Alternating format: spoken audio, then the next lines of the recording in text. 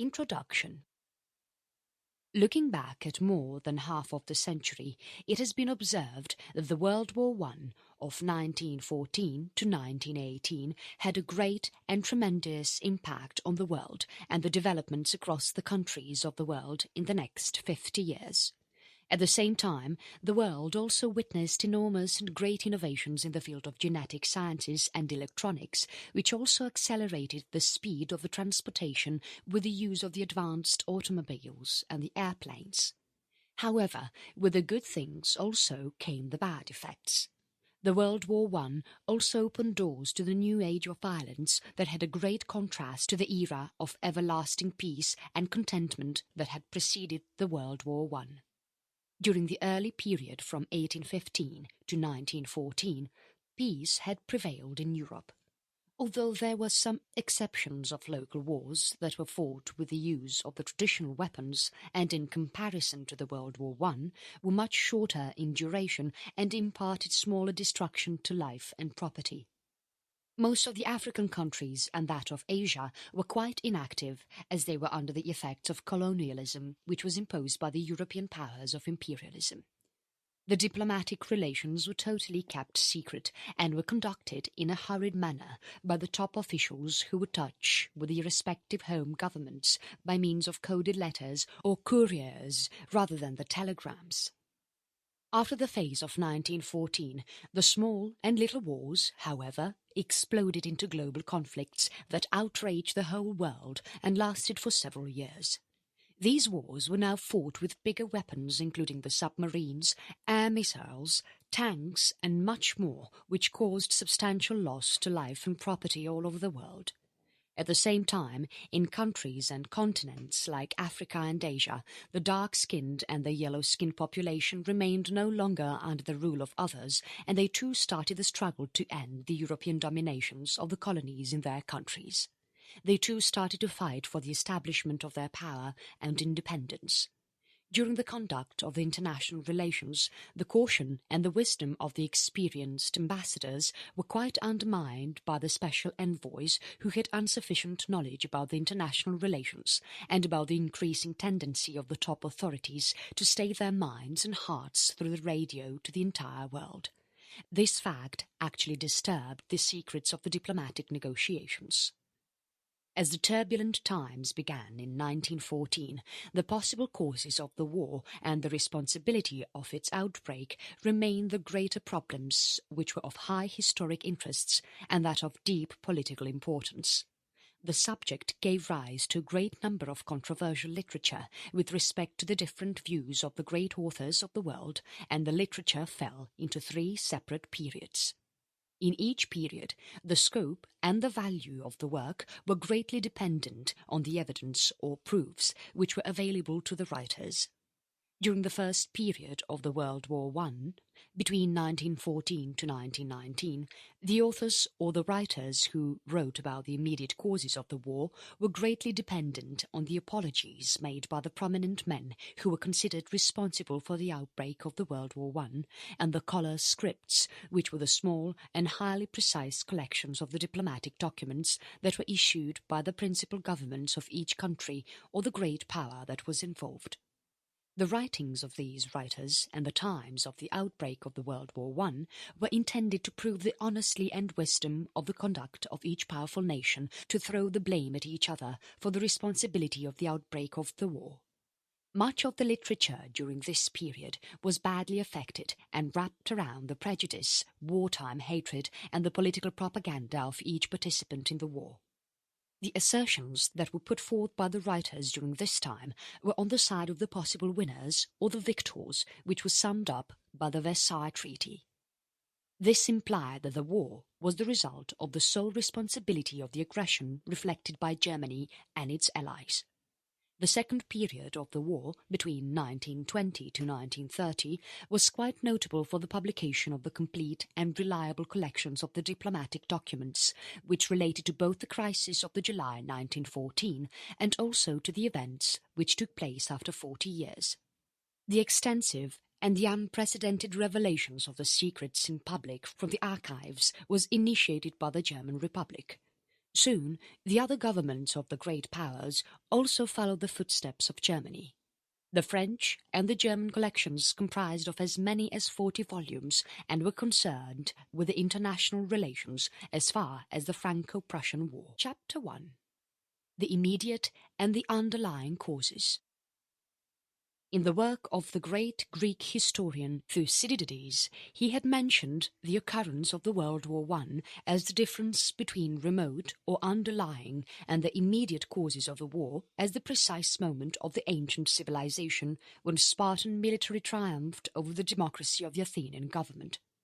This distinction is made between the gradual collection of the inflammable materials which got heaped up over a long period of time and the final lightning spark which starts the Holocaust in the form of the Great World War I. This distinction has been applicable to the World War I in a rightmost manner. For those who failed to understand this distinction have been in a confused state with regard to the responsibility of the war, as the responsibility of the underlying causes does not necessarily coincide with the responsibility of the immediate causes of the World War I.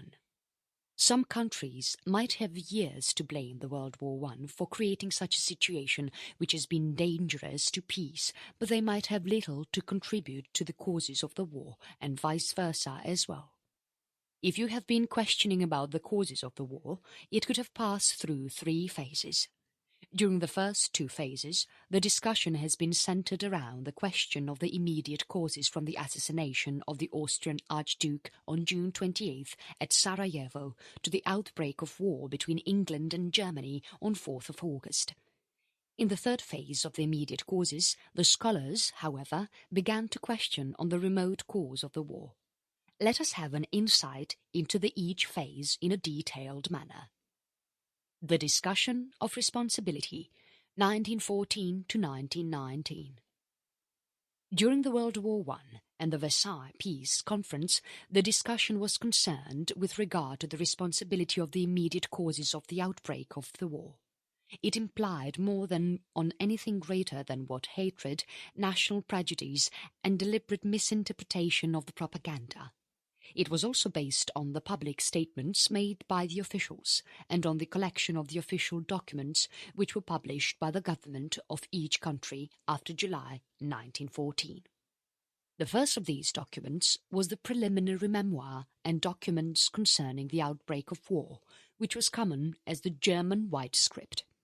It was laid on 3rd of August before the Reichstag, which in the words of the German Chancellor was put under the influence of the overwhelming events. The main purpose of this document was to prove to the Germans that Germany was fighting a war of self-defense against the Russian aggression. The document was supported by 27 telegrams and letters which fitted into the argument exactly, but were not presented in the proper chronological sequence. The White Script, however, made a poor impression in the regions outside Germany. In contrast to the White Script of Germany, another document was launched which was named as the British Blue Script. It had 159 documents which were arranged in proper chronological order. The Blue Script, in comparison to the White Script, seemed quite convincing and fairly complete. It gave the impression that Sir Edward Grey had strived for the preservation of peace, but had been thwarted in his efforts after facing rejection by Germany for all peace proposals. Another document, named as the Russian Orange Script, was published on 7th of August with 79 documents to emphasize Russia's efforts to establish peace during the World War I. A Belgian Grey Script with 79 documents gave the details of the Germany's violation of the international law in disrespecting the neutrality of Belgium. The discussion of the responsibility after 1919. New documents on the immediate causes. A second phase of the immediate causes of the World War I started with the publication of the Kouts Key Documents. These documents made it clear that Germany had not wanted or plotted for a European war.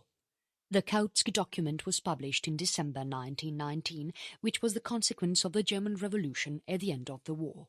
In contrast to the White Script, this document consisted of 1,123 documents which were arranged in strict chronological order and allowed to speak for themselves.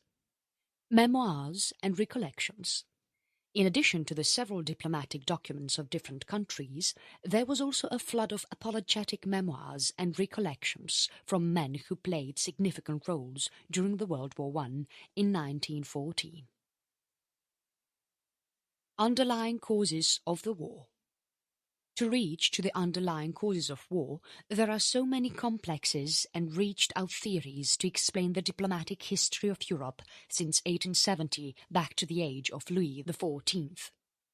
It also involved the technical study of the naval and military forces of the several countries, including the factors like the plans of campaigns of the countries, the relation of the military and the civilian authorities in each country, the fear of psychology and other factors, including the conceptions of navalism and militarism as the underlying causes of the World War I. The analysis of the complex theory began with the disruptive and powerful agency during the French Revolution, which has gathered strength, which is known as nationalism. Then comes the question of the political and psychological concern of religion, race, education, democracy, and other popular forms of prejudice. As the underlying causes of the World War are said to be economic problems and the intricate political issues which might have arisen out of the transformation of the society from the past hundreds of years by the modern industrial system in England, which subsequently shifted and penetrated to other forms of the society and the world. There were also problems of excess population, foreign markets, food supply and raw materials, including the accumulation of the capital investment seeking abroad and the colonial possessions. In addition, the influence of the newspaper and the press media also played a major role in being the main cause of the World War I. Chapter 2. The system of secret alliances and the domination of the Eastern Empires, 1871 to 1890. The consequences of the Franco-Prussian War. The Franco-Prussian War reversed the situation wherein the situation of the World War I got reversed and which lasted for another 200 years. After a span of 30 years into the war, the position of Germany got weakened during the 17th century. It got economically exhausted after the terrible conflict with Europe, which left its soil tempered completely. In terms of politics, Germany got weak by its division of the multitude of the states, which differed in size and character, and also by the increasing rivalry for leadership in the growing powers of the Hohenzollerns and the decaying power of the Habsburgs. It was being continually the subject of the French policy of Mazarin and Richelieu, which aimed at keeping her weakened and divided. Germany was also subject to the invasion and the dismemberment of the French armies, as in the times of Napoleon and Louis XIV. Early in the 19th century, it was the time of great humiliation and danger, wherein Austria and Prussia had sunk into their mutual rivalry, as the assistance they had from England and Russia had resulted in the unison of the War of Liberation to dethrone and expel Napoleon. In the 1850s, Bismarck, at the Frankfurt Diet, was able to convince that weakness of Germany could only be cured by a fratricidal war in which Austria would be forced to be expelled from the German politics. This reversed the situation between Germany and France, as it was now France which got weak and was in danger from a possible attack from the Rhine. League of the Three Emperors, 1872 to 1878. Between Prussia and Russia, there existed ancient bonds of friendship as their armies fought alongside to overthrow Napoleon. These bonds between Russia and Prussia were strengthened during the Polish uprising and the Crimean War of 1863. Both the powers had the common interests in the prevention of the re-establishment of the Polish independence. This could have deprived these countries from spoiling the Partition of Poland. During the Franco-Prussian War, Russia served Bismarck greatly by maintaining an attitude of benevolence and neutrality and by tending to restrain Austria from joining into France and seeking a policy movement for Sadowa. The long months which followed after the siege of Paris were a critical and difficult period, for Bismarck and Russia could have embarrassed him greatly. Bismarck therefore recognized the services given by Russia during the period of 1870 to 71 by the humiliation of the Black Sea clauses which were imposed on Russia after the Crimean War. On the other hand, Austria was ready to recognize the year 1866 as a fait accompli and to give up the hope of changing the arrangements made or established by Bismarck. Bismarck was able to bring about friendly establishments and relationships between Francis Joseph and Emperor William during the summer of 1871 on the lands of Austria. NearEastern Crisis, 1875 to 1878. Another great factor which threatened the harmony of the League of the Three Emperors was the outbreak of a new and prolonged crisis in the Balkans. The progressive decline of the sick man of Europe and the outrageous behaviour shown by his savage soldiers during the phase of his long suffering on the Christian subject led Russia to think about the possibility of his death. In Herzegovina, the cruelty reflected by the aristocracy of the land-owning people had converted a large portion of the Serbian blood into Mohammedanism such that they could live on better terms with the Turkish rulers, which caused or resulted in the uprising of the community of the unhappy Christian peasantry around the time of July 1875. This uprising gradually spread to Bosnia. The chief concern of Bismarck in the whole Eastern Crisis was to prevent the disturbance of the European peace and to maintaining a satisfactory relationship between Russia and Austria, which was established by the League of the Three Emperors at Berlin in December 1875. Austro-German Alliance, 1879. The hostile relations between Germany and Russia were not confined to the personal bitterness which existed between the ministers or the recriminations of the media, press and newspapers. The commissions which were established for the execution of the terms of the Treaty of Berlin, the German delegates had to undergo with the constant dealings of Austria against Russia. In reply to this, Russia overtook the vigorous interest in the arms and pushed its troops and army into the western provinces of Poland towards the frontiers of Germany. At about the same time, Bismarck heard that one of his friend, Andrassy, was about to resign to be replaced by Baron Hamerly, on whom he could not count his friendship. In view of the upcoming possible danger from Russia, Bismarck decided to seek a defensive alliance with Austria while Andrassy being still in office. He, therefore, drew the Treaty of October 7, 1879, which was the base of the Austro-German Alliance. He wished the treaty to serve Austria and Germany such that they would promise each other to provide support in case the other was attacked by any third power, be it Russia, Italy or France. The treaty was of a 5-year duration and was meant to be renewable. It was also meant to be secret. The Austro-German Alliance consolidated the Central Empires, and until their collapse in November 1918, it became the foundation of the German policy. Under this pact, Austria and Germany protected each other against the rising upheaval of the Pan-Slavism, and if Germany was attacked by the French revanche, it could count upon the neutrality of Austria in the case of an outbreak of the Italian irredentism. Chapter 3. The System of Secret Alliances, 1890 to 1907. Franco-Russian Rapprochement, 1887 to 1891. The Franco-Russian Entente of 1891, which transformed into the Alliance of 1894, was the result of the feeling of isolation, the suspicions and the irritation against Germany which was present in both the countries.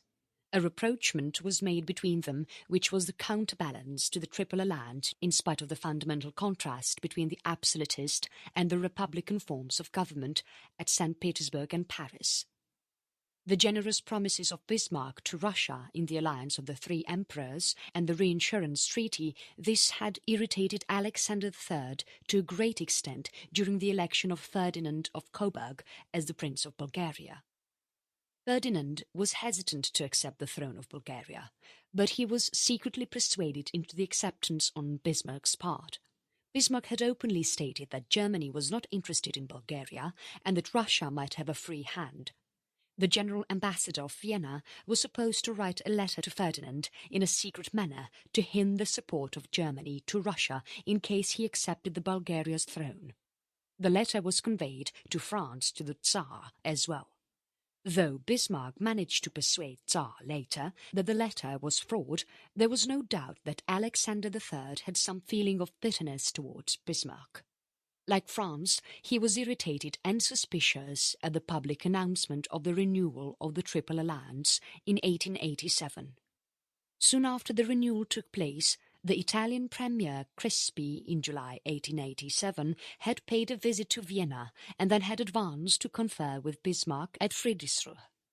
On his return journey, he had expressed his will that Italy wished well of Bulgaria and that they cannot allow the Mediterranean to be affected by Russia. The Franco-Russian Alliance of 1894. The sudden turn of events and situations led the Russians to listen to the French to maintain the closer relations. It is interesting to note that in view of the form of the Franco-Russian Alliance and later the Anglo-French military and naval arrangements, the negotiations were made by the Russian and French authorities and not by the regular representatives of the regular diplomats.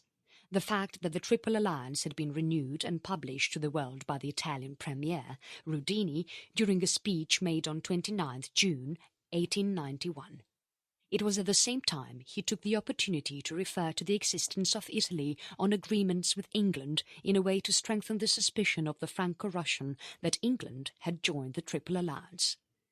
This was a quadruple coalition, and it was quite annoying to the Russians that it aimed merely at the preservation of the status quo, while it wanted to open the Dardanelles and to the French Empire, which had not completed the development of the colonial empire in Africa in the western Mediterranean region. In addition to the suspicion of the Triple Alliance, Gers and Alexander III got alarmed by the strong attitude adopted by the French with regard to the dispute between the Greek Orthodox clergy and the Roman Catholic on the concern of a Church of Nativity and Bethlehem. They also realized the importance of ensuring that the French friendship was secure in case of borrowing more money at Paris.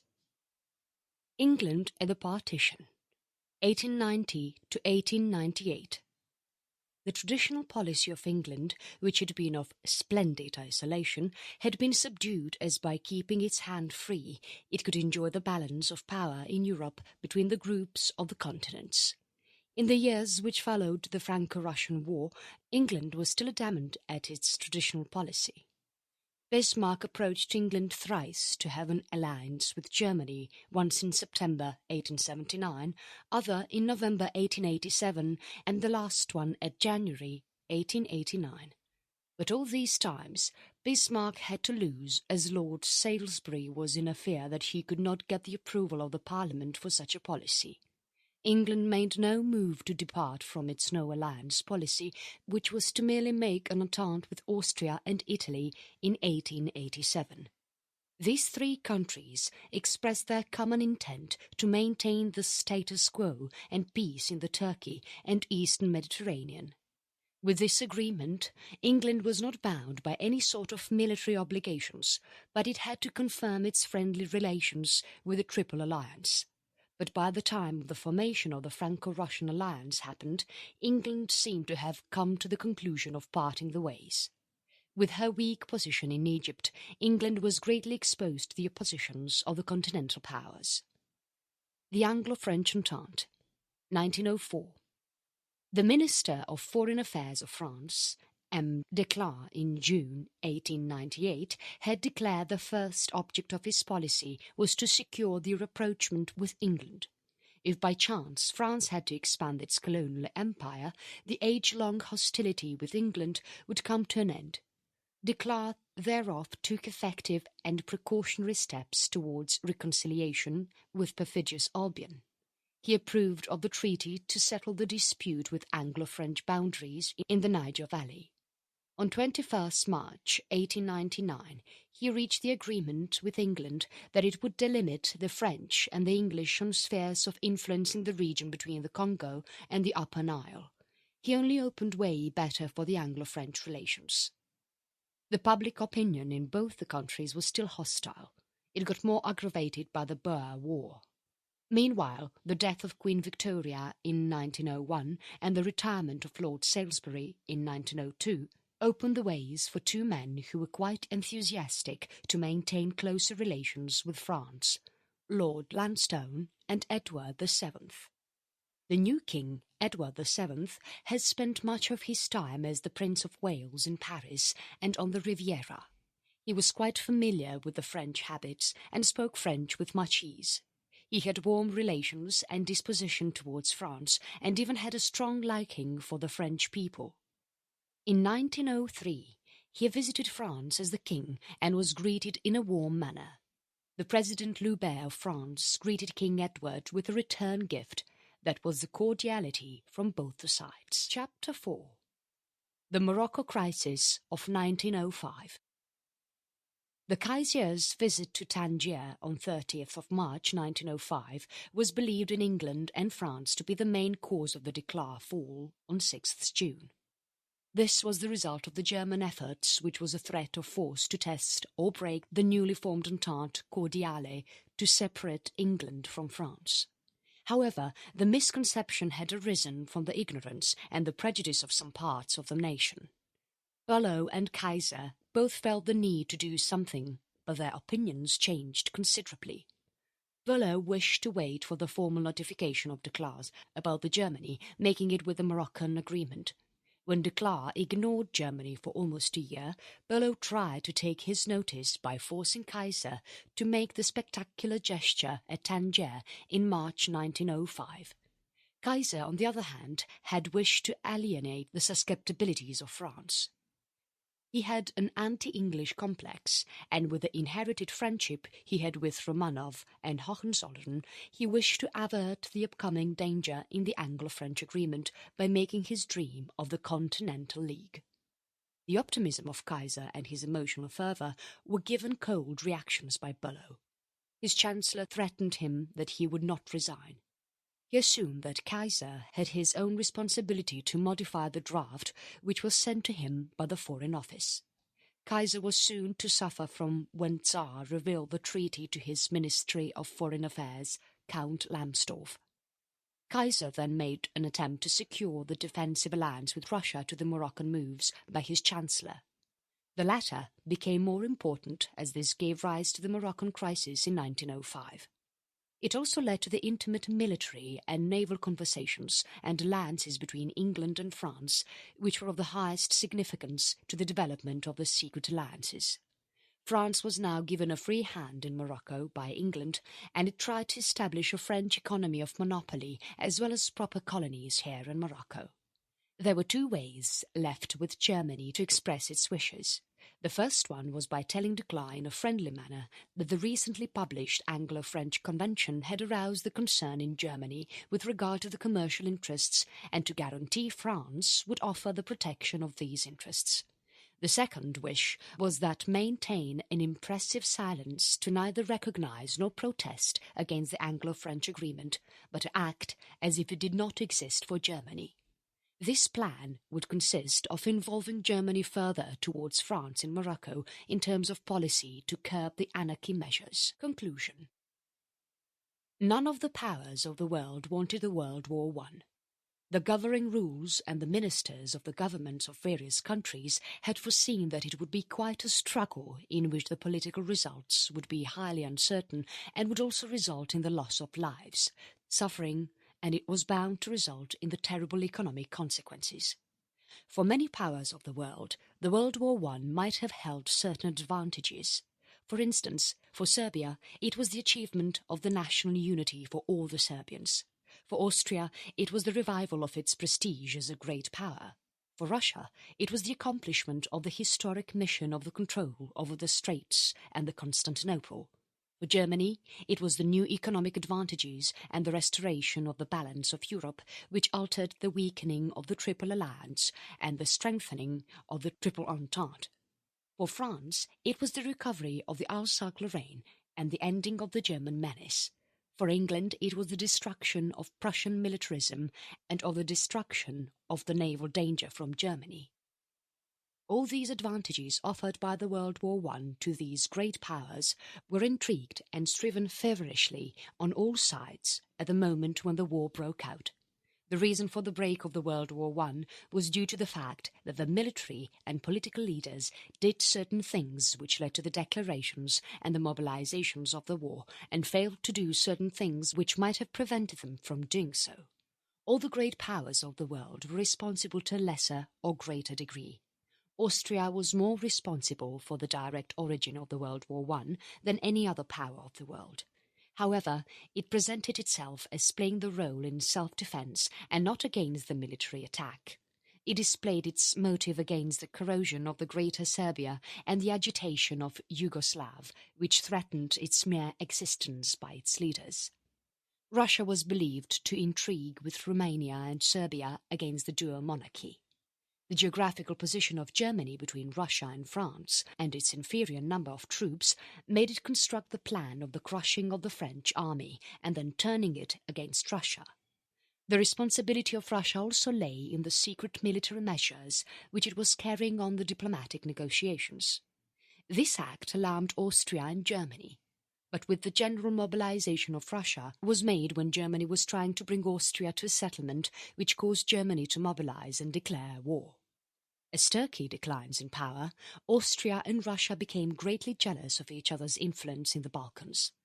Russia now wished to achieve its historic mission, while Austria thought of the prevention of any possible danger from threatening it from the powers of the Great Slav on the southern frontiers of the nation. The League of the Three Emperors and Bismarck, and the later venture of Russia into the Far East, prevented this rivalry for many years from hampering and disturbing the peace of Europe.